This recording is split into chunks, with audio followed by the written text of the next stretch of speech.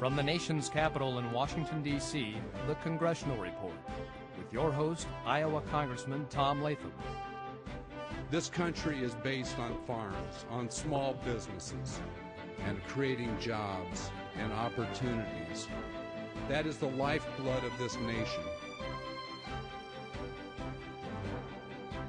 And now your host, Congressman Tom Latham. Hello, and thank you for joining me. Throughout the past few months, the H1N1 influenza strain has made headlines worldwide. A flurry of reports and news articles from health organizations, government agencies, and the media have inundated the American public and caused considerable alarm. There are a number of valid concerns Americans should have about this strain of influenza, and we'll discuss on the show today precautions you should take to keep yourself and your family healthy. But the news media frenzy has also stoked some unfortunate misconceptions about H1N1, especially the erroneous link between influenza and the swine population. Today we're going to talk about the fact and the fiction surrounding H1N1 influenza strain and set the record straight.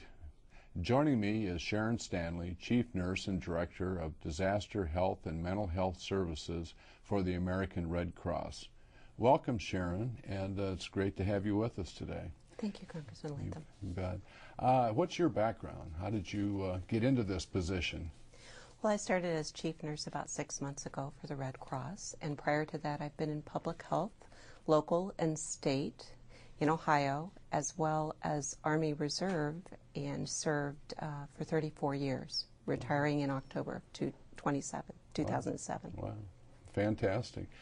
You want to give us a little history about the background of the Red Cross? I think everyone's familiar with it, but maybe just a little more information. To recap then, Clara Barton, 1881, comes out of experiences, Civil War, and starts up the Red Cross with a group here in D.C., and the Red Cross receives its first national charter in 1900 to help the service members and to relieve people from disaster in this nation with domestic response. And we've been doing that ever since. We're 500,000 volunteers strong in the Red Cross. We respond to over 70,000 disasters each year, and the strength of our response is at that local level. It's at the chapter level. We have over 700 chapters, and those individuals, your neighbors, protect those and respond to those. From anything from a house fire to flood, tornado, whatever. Giving blood. All those things. All those pieces. Right. Getting to the H1N1, what makes this different from other strains of flu? Well, it originally started out being called the novel H1N1 type A influenza, and novel means it's new. We have not seen this particular mix before. That means most of the population worldwide is susceptible, and that moved into a pandemic situation globally. What are there specific symptoms to this flu that maybe are different, or is it just the fact that it's unique? It is unique in terms of people being able to get this strain. It's unique in terms of it has similar characteristics to what is a seasonal flu, what we would call the normal flu that we deal with every fall through the spring. This one has a bit of a GI disturbance and a diarrhea as well, making it different. The biggest factor in the difference in this particular strain is that it is affecting young people. And if you talk about risk categories of people getting this flu and becoming seriously ill, it is affecting our young population. Now, most most of the time, people are not getting the severe effects of this influenza, and that's something for the audience to remember. Are you saying that the symptoms are different for infants and children than they are for adults, or what is the difference? In seasonal influenza, our population most at risk are those age 65 and above. And in this strain, the population is including especially children 5 and under, up to young adults to age 24, and also our pregnant women are being affected by this influenza. Well, what about in the workforce and in the workplace? Is there anything in particular that we should be doing when you go to work, or that business that they should be doing to prevent the spread of the H1N1? In any work setting and frankly in communities in general, there are, this is a 3-step piece for influenza this fall for H1N1. And that is vaccination, and then what you can do personally to protect yourself and those around you. And then finally, if you would get sick, to work with your healthcare worker or your healthcare provider in terms of getting antivirals. That first step, vaccination, we're very close to now. And that was right around the corner. It was designated for mid-October. Looks like it will be the 1st of October, the first doses. The second piece, and especially apropos to the workforce, is to cover your cough and do your hand hygiene, wash your hands, and stay home if you're sick. If you think you have it, or if you have some symptoms, what should you do? Immediately go to the doctor, or should what's your advice? Because the 2009 H1 influenza is not affecting most people in a severe way, basically it's better not to go to and take up those good resources in your community. You can stay at home unless you're in some high-risk categories, and those categories I referred to before. People with chronic disease should at least call their healthcare provider and say, what do you think I should do about this? Should I come in? Also, pregnant women should be more aware of making that contact. But most of us will be able to get through this at home, taking some measures to protect our family while we're at home with this illness.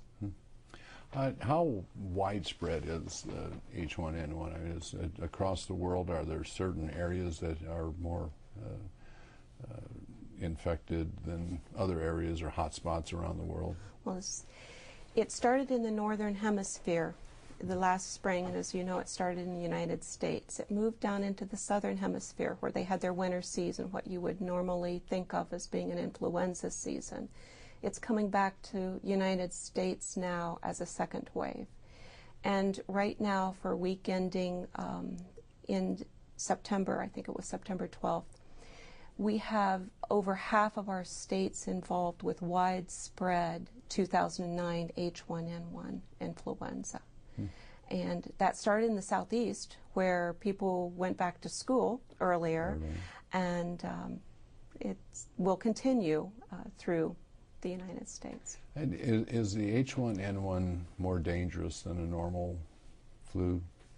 Actually, it is not. It is the same illness, the same death as the seasonal influenza. However, more people are getting it, which means we're going to see more numbers in terms of sickness and death. Do you think the media response to this has been appropriate, or have they sensationalized it, or is it not as big or bigger than what maybe people are led to believe today? It's hard to quantify. That's hard to quantify, because I think it's been over the board. I don't doubt that there has been some sensationalization, but by and far, I've seen responsible reporting. It's hard to get our arms around. There are so many unknown factors yet, even though, you know, it's acting like the seasonal flu and it hasn't mutated, it hasn't become more severe. It's hard to get your arms around that, and sometimes to report that without that full understanding, it gets a little mixed up in the messaging. How did it ever get tied in with the swine population? What is the link there that obviously from Iowa it's very frustrating to have people call it swine flu because it really, in my mind, has nothing to do with swine, but where did that come from? It actually came from the mixing bowl of a pig, and it's got 2 genetic markers from that swine population, along with an avian gene and a human gene. And so, although H1N1 a lot of times will just move from that swine population to human, and it ends right there, this one started transferring human to human, which ended up in our situation. Is there any connection between consuming pork and getting swine flu? Absolutely none. Okay. You should still thoroughly cook your pork, however, being public health background there. Well, we'll emphasize that there's no connection. No connection okay. whatsoever Right, with H1N1. What should people be doing in their homes, or prepare themselves for this today? People should understand that once ill, you should be at home and not leaving your home. So that means you've got to prepare a bit before. If you know the symptoms are fever, sore throat, cough, and GI disturbance, you'd want to bring home a supply kit of those products so you don't have to run out sick and expose others to your illness during this time. One caveat on that, I do want to say that children should not be receiving aspirin products because they can end up with a Reye syndrome, a whole nother piece that you do not want to put your child at risk for. So you would want an acetaminophen or an ibuprofen product instead of an aspirin product to relieve that fever. But basically, what age? 5 and under, or anywhere from 15 and under. Really? Yeah. Okay, interesting. Is it more prevalent just in the fall and winter, just because that's when people are like going back to school or more enclosed contact with other folks? Is that the reason that this fall, or what is that? A part of the communicability is because of that in enclosed space, but it's just the general movement of influenza hits us in fall through the spring. However, with H1N1, we've had an earlier year, and 98% of the strain or the influenza currently being tested is the 2009 H1N1 variety. It's the Red Cross's role in the whole H1N1 response. Red Cross has a large role in information. Of course, you know that flu.gov is a wonderful resource in terms of government information for for the influenza, but also Red Cross has messaging on how you can be ready. We have programs for school in terms of hand hygiene. We have ready campaigns as well for our communities that are out there. Red Cross Ready is one of those campaigns currently going on. Red Cross also has that blood supply that needs to keep coming and be protected. So that is a huge issue for Red Cross during this time, to keep our workers healthy and keep those donors coming so that we can get the blood supply in. The other piece that we continue to do is respond to disasters. Disasters don't stop during influenza, and we will be there with those shelters and responding to those individual family fires, etc.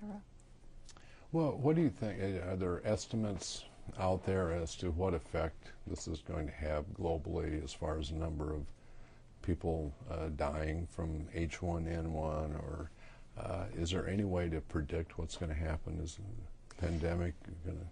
There are predictions that have been made, and the presidential study that was released earlier this month certainly made some of those predictions and created some of the media flurry. CDC came back with a measured response, and the issue is that we really don't know. This is a new influenza. It is a new situation, and it is being closely monitored. And the good thing is that we have individual measures to take in terms of what we can do with our families, individuals in our communities. And we also have the vaccine that's right around the corner, which is showing very effective, and it's absolutely married up with this particular influenza. And that's really where I wanted to go next, and it was talk about the vaccine. Will there be enough, or what's the status of the vaccine today? The status of the vaccine is that nearly 45 million doses are being released initially on September 15th. 4 of the providers, the vaccine producers, were approved for that vaccine through FDA, and it is being moved forward. That production will continue. It is anticipated that there will be absolutely enough vaccine for all who want to receive that vaccination in this voluntary program. The initial 45 million doses, however, is constrained in terms of wanting to direct that to those high-risk groups, wanting to direct it to individuals 24 and younger, wanting to direct it to caregivers of babies who are 6 months and younger, because those babies can't be immunized and vaccinated, wanting to direct it at pregnant women and also those individuals who have underlying chronic conditions, asthma, cancer, diabetes, heart conditions. A pregnant woman, should there be any fear of being vaccinated? No. Seasonal flu vaccine is safe for pregnant women, and this vaccine will also be safe and has been approved as safe for pregnant women. But do you think there will be enough vaccine then for everyone eventually? I'm reading what is coming out from CDC and FDA, and they have confidence in terms of vaccine coverage for our domestic United States population. I've heard conversations about whether you need 2 shots or 1 shot is sufficient. Is there? That was great news, and that happened a couple of weeks ago. The good news was that 1 dose will do if you're 10 or older. Children will still continue to receive their 2 doses. And that stretches, of course, the vaccine in terms of population. So that's wonderful news for us. And again, why don't you reinforce who should really be at the front of the line? You said young children, young adults. Children, especially those 5 and under. Mm-hmm. Young adults are being put into that queue, 24 and under. Your pregnant women and individuals with chronic conditions underlying the situation. Also, healthcare workers are in this first out queue because they will be caring for those sick individuals, and we don't want that to pass into those populations as well. So if you are being a good neighbor, and this distribution, the logistics of this is running from the federal, from CDC to the states, and the states are really determining in their own areas the logistics of how this is being distributed in those high-risk categories. Is there, you have the normal flu vaccine in the fall, you get your flu shot, but this is different. Do you need the other shot also? I'm so glad you went there, especially if you're 65 or older. And you've noticed that I haven't said anything about 65 and older getting first in line for the H1N1, this 2009 vaccine, because they are not in one of those priority groups. It seems that they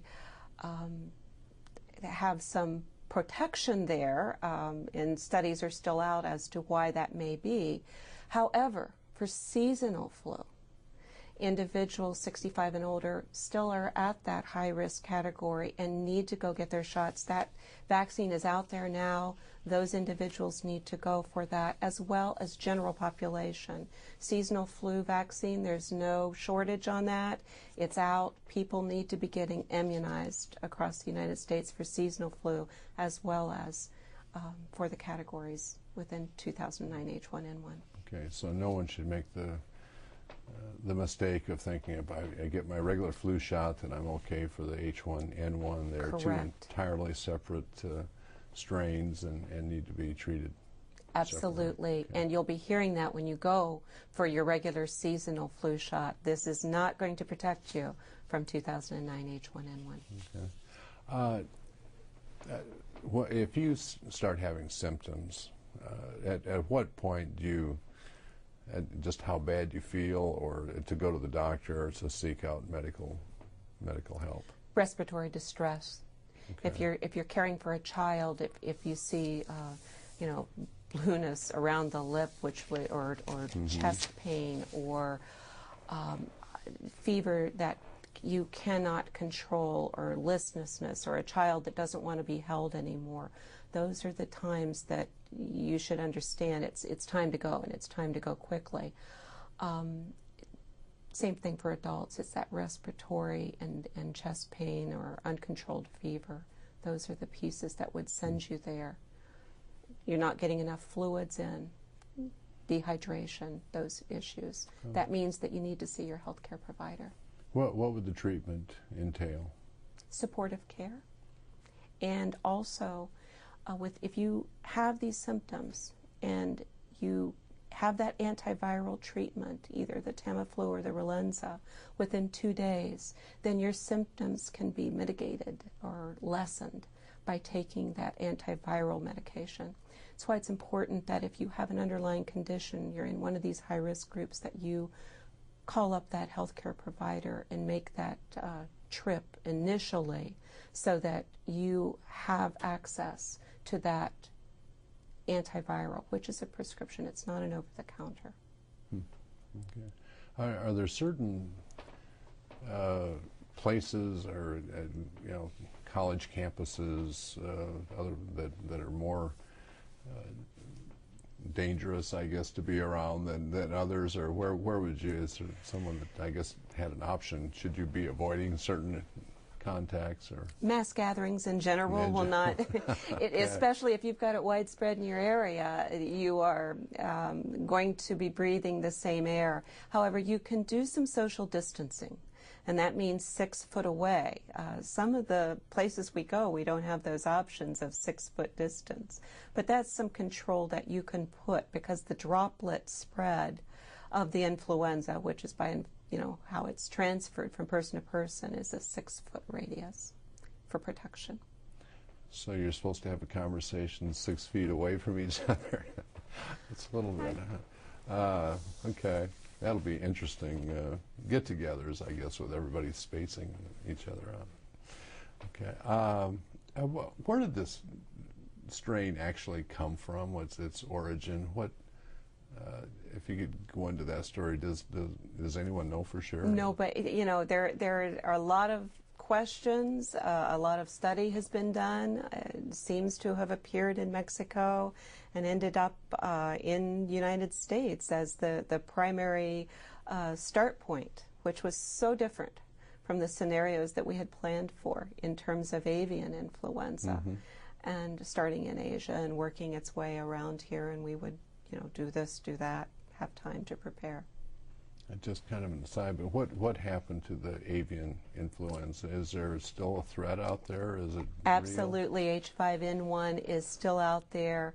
To date, there has been no human illness in the United States, but there are over 400 people affected in Indonesia, Vietnam, Asian countries since 2003. It still remains a threat, and the threat with the avian influenza is the mortality, the death rate is 60%. Wow. Much more severe disease than what we're looking at in terms of 2009 H1N1. So the difference would be that avian, from my understanding, and I'm no scientist here, but has not mutated to where it's more easily transferred between humans, and where the H1N1 is much more easily transferred. Is that right? That's what has happened. The avian stops at a human. Very, very little human-to-human transfer.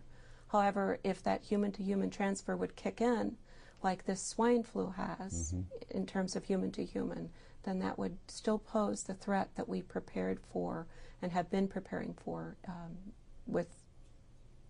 since 2005, 2006. But the way that the H1N1, or really any flu, is spread is just more from sneezing, just being around other people. Is there, I mean, sneezing in your space, sneezing in your space and coughing, and also you can get some droplet, and then those droplets enter your nose or your mouth also if on surfaces here. And the contact, if I was to put my hand in that and then move that to my nose or my mouth, I would stand a chance of getting that as well. Where would people go to get the best information about the H1N1, and through the Red Cross or to government? Are there different resources? There are different resources, and I would encourage people to use a variety of those resources. I think you'll find different messaging and takeaways at each of the sites, but sample the Red Cross site, of course. Also sample flu.gov if you want to learn more about the science of the disease. Okay. So generally speaking, you think the response has been good, the government through private sector as far as the research and everything, but with the vaccines, and that we're on a good course anyway of mitigating some of the effects of the H1N1? I think we've absolutely had a very strong public health response in this country, and as a public health practitioner, I feel good about that. Yeah. And we have state and local public health out there that are absolutely on their toes and going to do the best by their communities that can be done. Okay. Well, great. Thank you so much for being with us today, and a topic that everyone's talking about, and your expertise is very much appreciated. So thank you. I won't shake hands because we have to keep our distance, right? That's right. Okay. Thank you. Thank you for allowing me to talk about Be Red Cross Ready. Thank you. H1N1 continues to be a major concern for American families as we get closer to the fall and winter. Authorities have confirmed cases across the country and around the world, but the strategies discussed on the show today will keep you and your family from getting sick. I also hope that our discussion dispelled some of the myths surrounding the origin of this particular strain of influenza.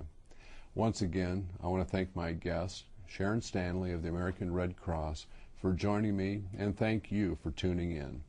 I hope you'll join me next time on the Congressional Report. From the nation's capital in Washington, D.C., this has been the Congressional Report with Iowa Congressman Tom Latham. Have a question, comment, or concern? Congressman Latham wants to hear from you.